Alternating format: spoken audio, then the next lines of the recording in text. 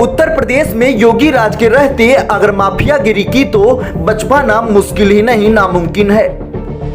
लेकिन गोंडा जिले में कुछ ऐसे भूमाफिया हैं जो इन सब बातों को दरकिनार कर अपने रसूख के दम पर गैर कानूनी तरीके से किसी गरीब असहाय की जमीन को हड़पने के फिराक में रहते हैं। इनको यह लगता है कि पैसे और ताकत के दम पर किसी की भी आवाज को दबा सकते हैं, लेकिन इनको यह नहीं मालूम कि न्यूज 11 जैसे जमीनी स्तर पर काम करने वाली मीडिया के रहते किसी गरीब असहाय की आवाज को दबा पाना इतना आसान नहीं।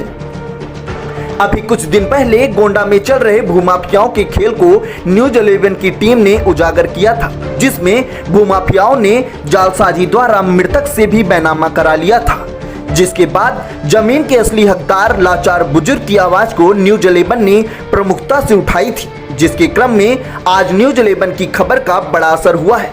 गोंडा एसपी के आदेश पर भूमाफियाओं के खिलाफ एफआईआर दर्ज कर ली गई है और मामले की प्रमुखता से जांच की जा रही है। आपको पूरा मामला बताते हैं।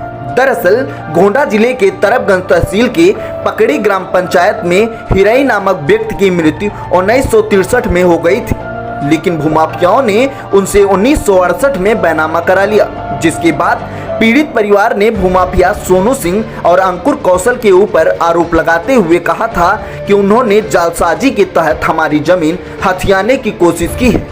उन्होंने फर्जी बैनामा स्टाम्प कराया है और फर्जी स्टाम्प को लेकर जमीन पर कब्जा करना चाह रहे हैं। पिताजी का जमीन पहले से थी। पिताजी का जब मृत्यु हो गई सन 1963 में, तो हमने हमारी जमीन हमारे नाम पर। वहीं जब इस पूरे प्रकरण में न्यूज 11 की टीम ने तरबगंज तहसील के वरिष्ठ अधिवक्ता दया शंकर तिवारी से बात की तो उन्होंने बहुत ही चौंकाने वाला खुलासा किया था। उन्होंने कहा कि 1968 में ना तो इस तरह के स्टाम्प चलते थे और ना ही ऐसी मोहर लगाई जाती थी। यह पूरी तरह फर्जी बैनामा है जो कि जालसाजों के द्वारा रचा गया है। प्रथम दृष्टया देखने से ही स्पष्ट हो रहा है कि ऐसे बैनामे 1968 के समय नहीं होते थे। साथ ही साथ इस बैनामे को देखने से यह भी स्पष्ट हो रहा है कि जो इसमें मोहर लगाई गई है वो मोहर बिल्कुल नई ताजी बनाई गई है, जिससे भी स्पष्ट। अगर हम बात करें तरबगंज तहसील की तो यह तहसील अपने कारनामों के कारण अक्सर चर्चा में रहती है। सफेद पोशाक से लेकर काले पोशाक वाले यहाँ पर अधिकारियों की आंखों में धूल झोंक कर अपने कारनामों की डिग्रियां कराते हैं। वहीं भूमाफिया द्वारा जब जमीन के मालिक को धमकाया जाने लगा तो पीड़ित परिवार ने एसपी आकाश तोमर से न्याय की गुहार लगाई थी।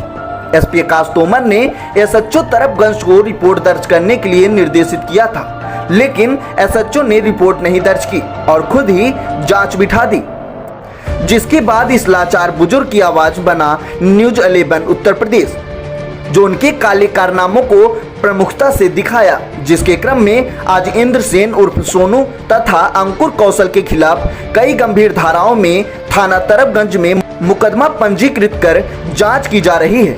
आपको बता दें, यह माफिया अब एसपी आकाश तोमर के रडार पर आ चुके हैं। अब इनका बच पाना मुश्किल ही नहीं नामुमकिन है। अब इनको इनकी करतूतों की सजा मिलनी लगभग तय है। Bureau report news 11 Uttar Pradesh.